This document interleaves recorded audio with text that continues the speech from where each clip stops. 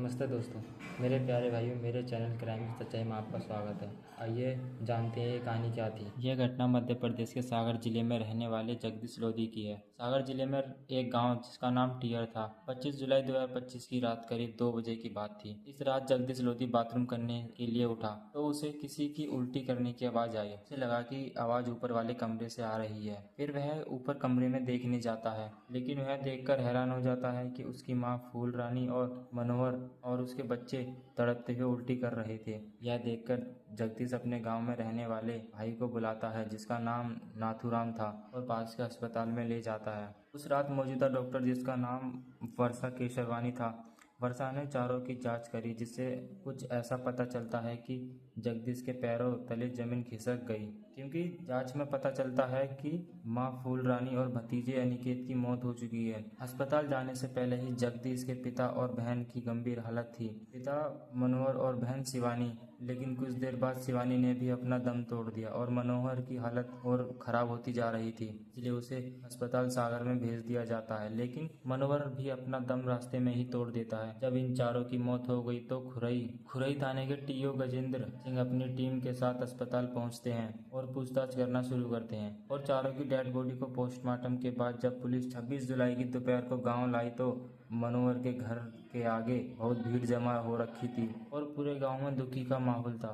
फिर पुलिस मनोहर के घर के अंदर जाती है और घटनास्थल की जांच करती है। जांच में पता चलता है कि चारों के गिलासों में जहरीले पदार्थ मिलाए गए थे और रूम के अंदर से 3 डिब्बियां भी बरामद हुई, जिनके अंदर 30 गोलियां थीं।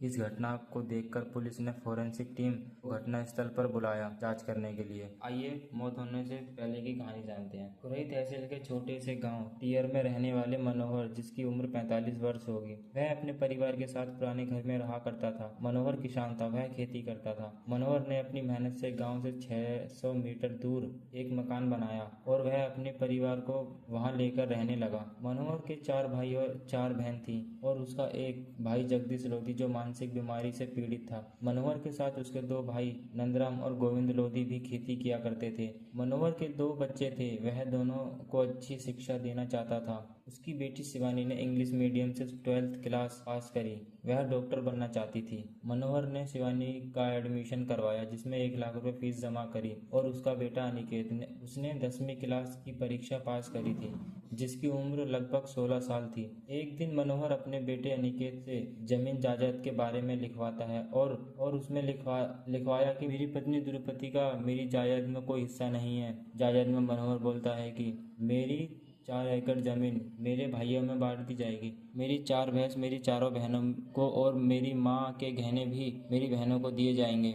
मनोहर ने और भी बहुत कुछ लेटर में लिखवाया था, लेकिन सबसे बड़ी बात तो यह थी कि जो मेरे भाई जगदीश का ख्याल रखेगा उसे हिस्सा मिलेगा, और जो मेरे भाई जगदीश का ख्याल नहीं रखेगा उसे किसी में भी हिस्सा नहीं मिलेगा।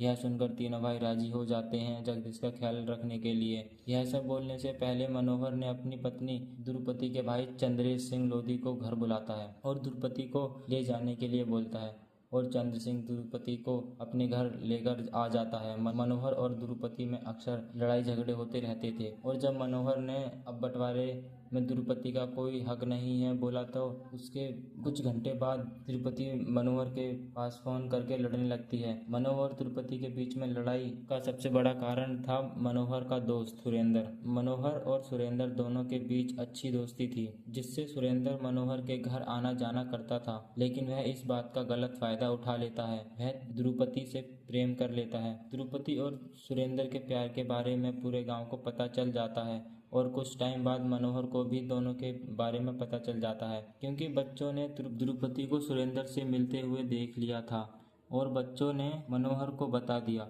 मनोहर सुरेंद्र से बोलता है कि तुम द्रुपति को अपने पास भी रख लोगे तो भी मुझे कोई फर्क नहीं पड़ता।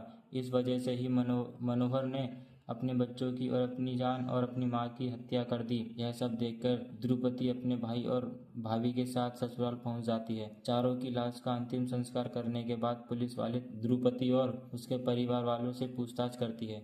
पूछताछ में पता चलता है कि सुरेंद्र और द्रुपति के बीच लंबे समय से संबंध था। कई बार द्रुपति के बच्चे और द्रुपति की सास उसे जलील हरकत करते हुए पकड़ लेते हैं, लेकिन इसके बाद भी कभी द्रौपदी डरती नहीं थी और अगर कभी परिवार वाले द्रौपदी से कुछ पूछते थे तो वह उन पर गलत आरोप लगाने की बोलती थी। जब द्रौपदी और सुरेंद्र के संबंध के बारे में पूरे गांव को पता चली तो गांव वालों ने मनोहर और उसके परिवार वालों पर ताने मारना शुरू कर दिया, जिसे वह सहन नहीं कर पाया और अपने जीवन को समाप्त करने का निर्णय लिया ताकि वह इन सब तानों से बच सके। यह सब सुनकर पुलिस दोनों को गिरफ्तार कर लेती है और दोनों को अलग अलग जेल में डाल देती है। अगर अब आगे कुछ भी अपडेट मिलता है तो हम आपको बताएंगे। जय हिंद, जय भारत।